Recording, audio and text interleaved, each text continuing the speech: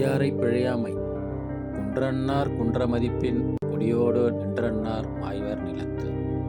குரலெனும் பொய்யாமொழி திருவள்ளுவர் என பொய்யில் புலவர். விளக்கம்: குன்றுபோல் சிறப்பு வாய்ந்த பெரியோர் ஒருவரை குறைத்து மதித்து அழிய நினைத்தாலே போதும், நினைத்த அளவிலேயே அவர் நிலத்தில் நிலைக்காமல் கொடியோடு அழிவார். இதை ஒரு வார்த்தையில் சுருக்கமாக சொல்ல வேண்டுமானால் குன்றும் குடியும்.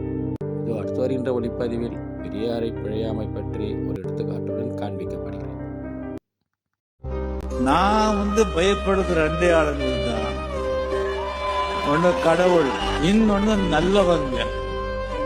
என்ன நல்லவங்க மனசை நோகடிக்க கூடாது, நல்லவங்களை துன்பத்தை ஏற்படுத்தக்கூடாது, நல்லவங்களுக்கு கஷ்டத்தை கொடுக்க கூடாது.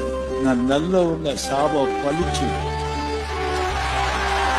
நல்லவங்க சாபம் அது வாழ்க்கை பூரா அது பலிவாங்க.